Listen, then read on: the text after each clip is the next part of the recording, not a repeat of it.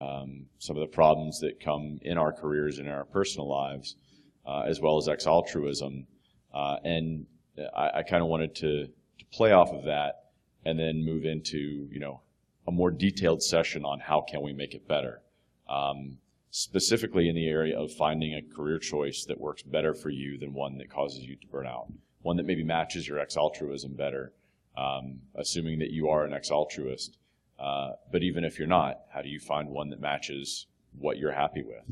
And I was really, really happy to hear the earlier speakers, Polar and I don't remember his friend's name, Lance, I think, who went through some of the same things, discovering first that the career that they were in, the physical place they were in, was not suited to them, their personality types, their interests, etc.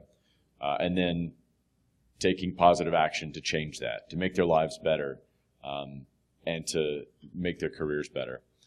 So I'll start by telling just a short story about my career trajectory, career arc. I shared some of this earlier, which was my second day on the job. I kind of hit a high point in my professional career where I actually influenced and affected lives.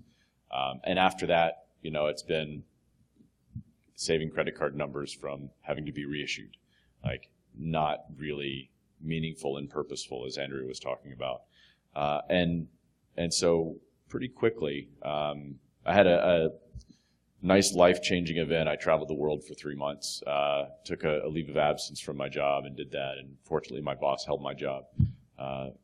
Actually, she threatened to come and find me and drag me back if I didn't come back on my own. And after I got back, I realized that I kind of didn't like my job.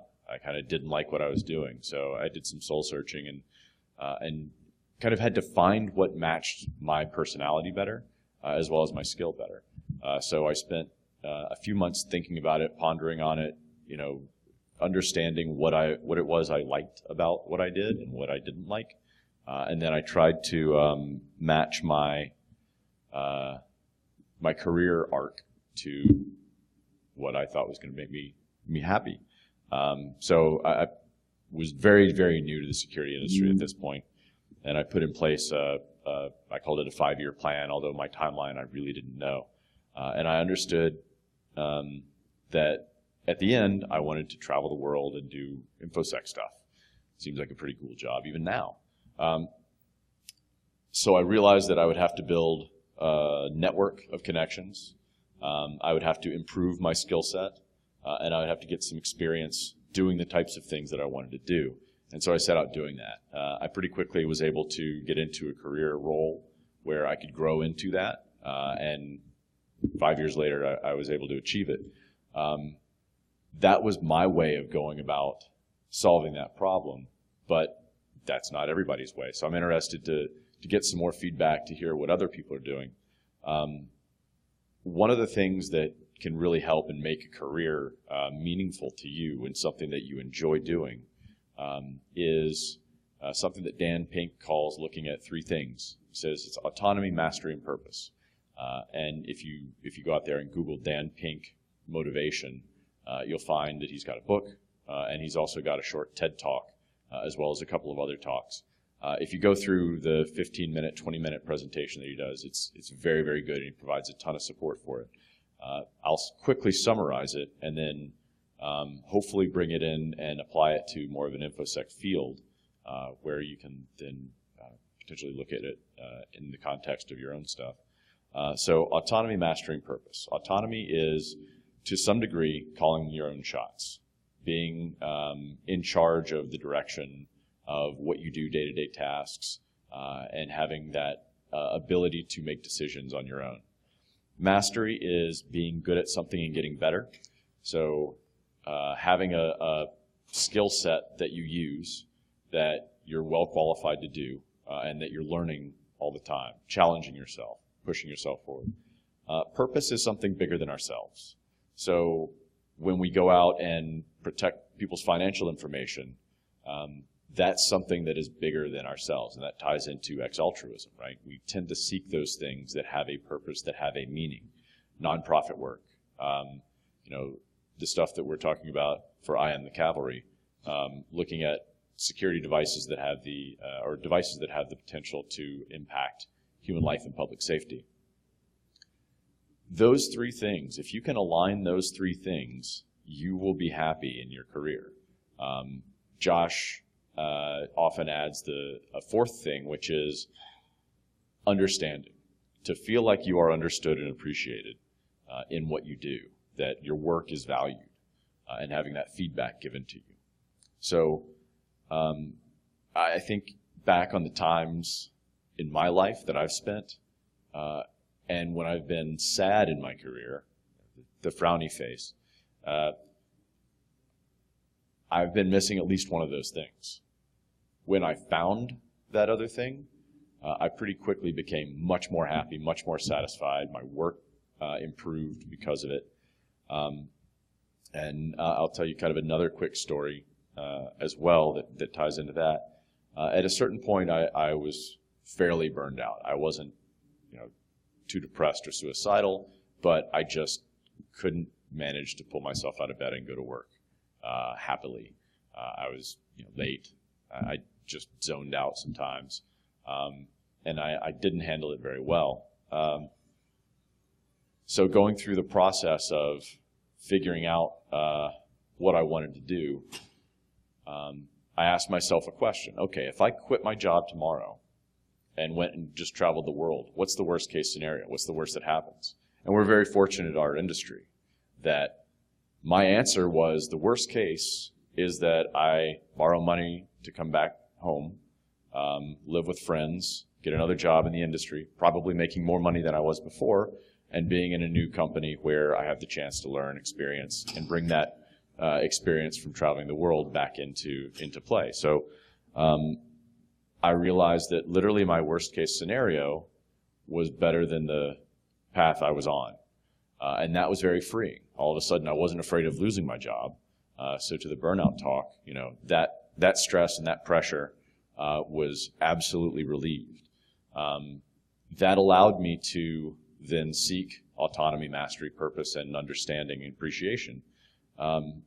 Even though I didn't have a definition for it, I sought that out, and I found that I was incredibly happy. Almost so happy that I didn't want to quit my job and travel the world, but that made me happier than staying there. So I'll open it up now for some Q&A. I'm really interested to hear what other folks have worked on, have done, and we heard from Polar and Lance earlier on what they did that was really productive. But throw it out there. Maybe Andrew, I'll put you on the spot. I know you recently had a career change. This is about career, professional development, yeah.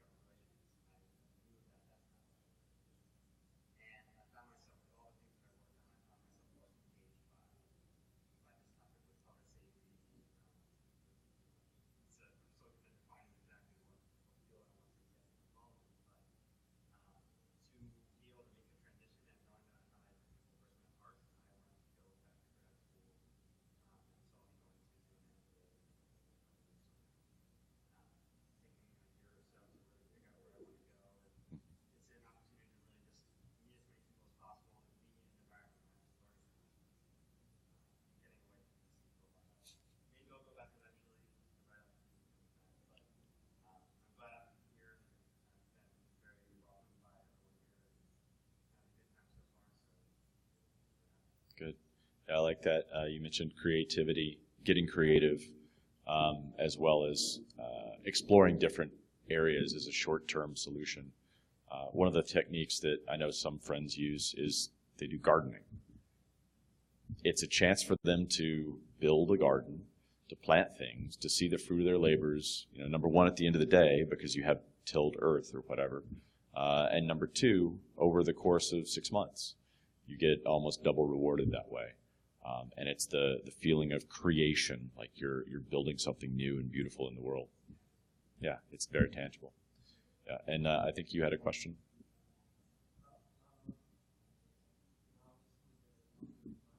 Yeah, please.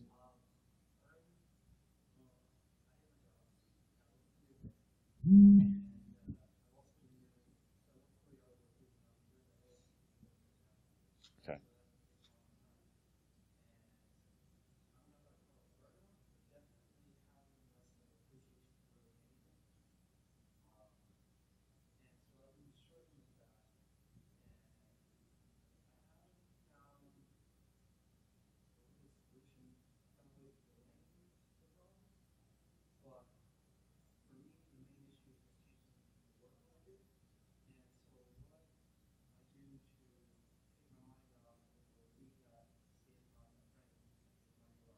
Hmm.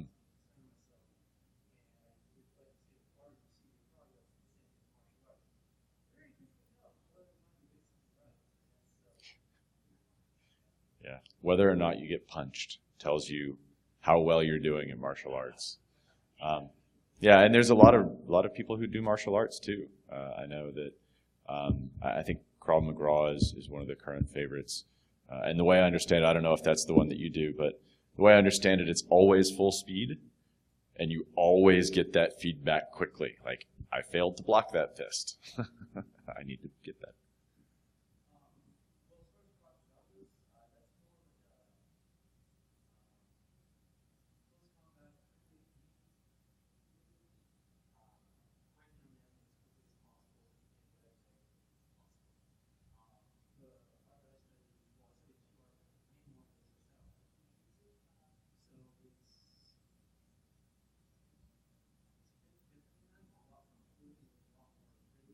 Ah, okay.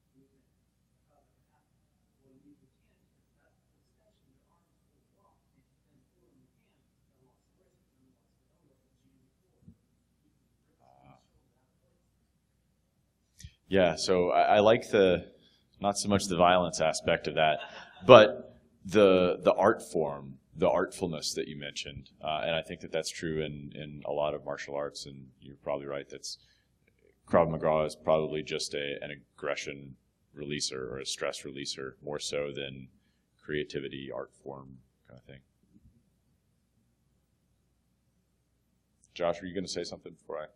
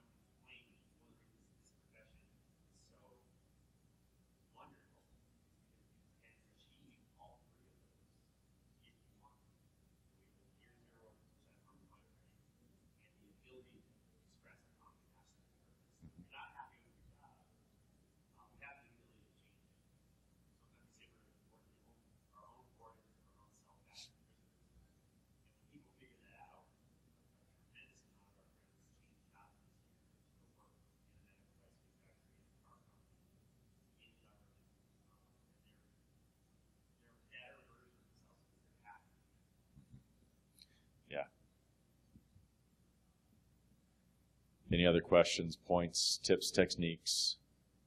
Anybody else change jobs this year? Josh did. You went from protecting the internet to protecting code repositories.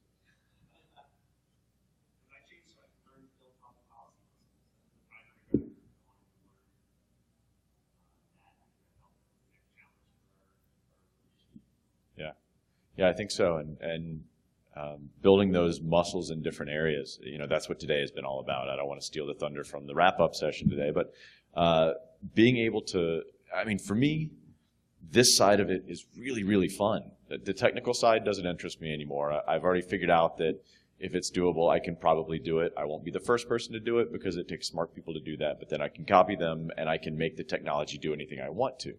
It's how do I look at other systems, break them down, understand them, analyze the critical factors, and then take advantage of them, right? How do I exploit the legal system? How do I exploit, through social engineering to get my point across to somebody who I wouldn't normally talk to?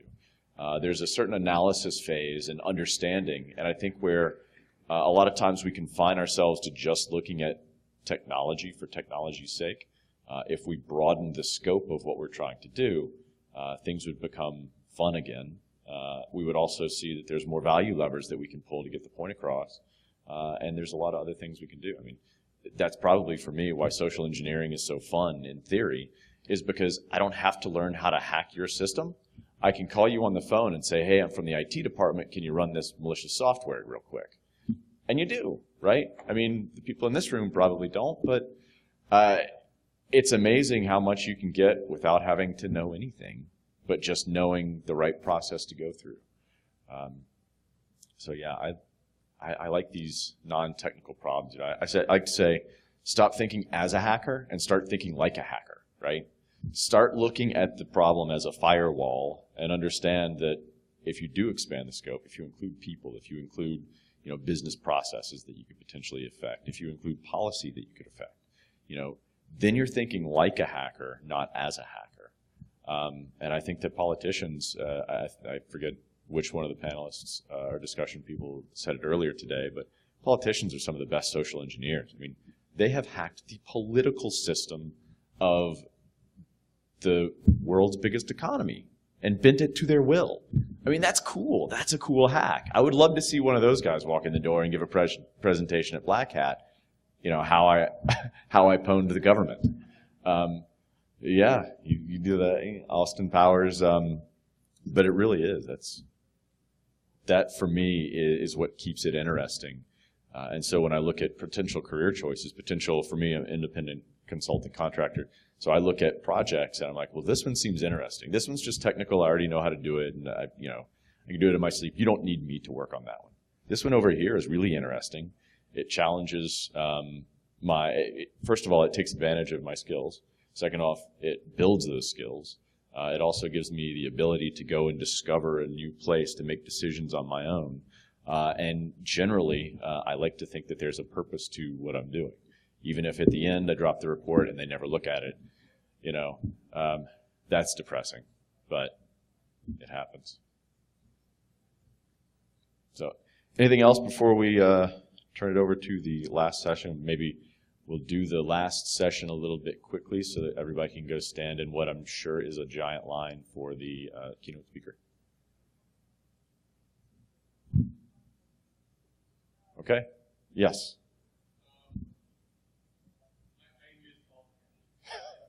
Yeah.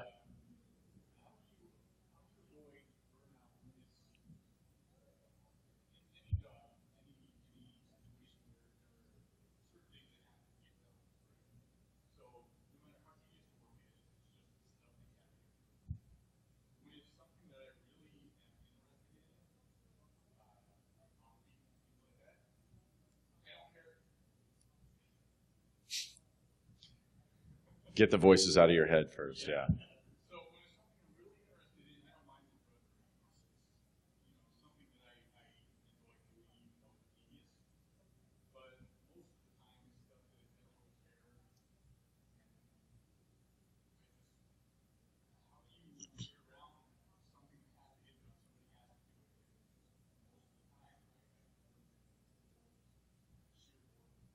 Yeah.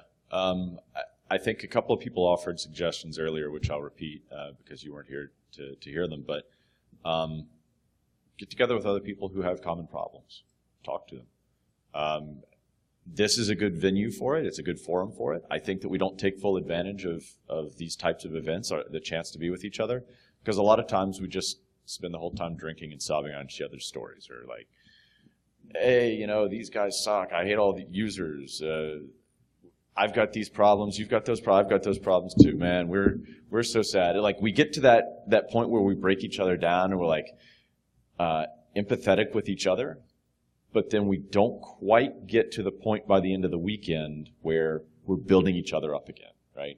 Where we're saying, oh, you know what? Come to think of it, I actually have solved that problem that you're working on. Here's how I did it. Getting together with people and getting past that kind of commiseration, I think is one of the techniques. So the proposal earlier from a few folks was get together regularly with people in your community, even if it's virtual. You know, I have a weekly standing phone call with 5 of my best friends. We're in diverse, disparate industries, and we just talk about, you know, here are the problems I'm having, you know, life problems or professional problems. Here's how I've kind of overcome those. Hey, I've got this idea for something. What do you think about this? Give me feedback. And it's really helpful. Even if we don't always strictly stick to what we want to get accomplished in those calls, we have a good time just catching up, you know. And it's kind of a support group. It's a way for you to get away from the drudgery of the task,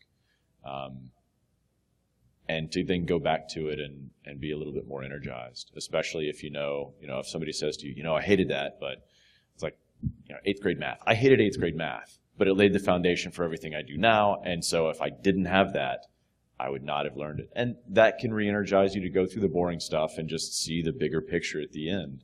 See that light at the end of the tunnel, and even if it's not physically larger, it at least looks larger in perspective.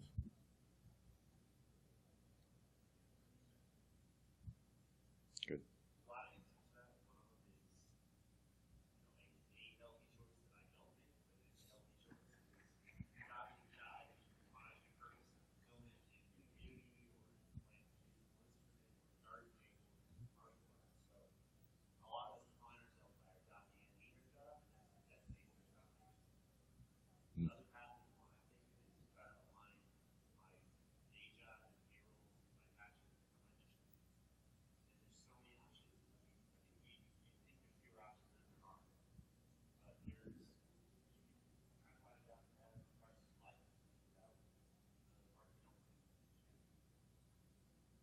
Good.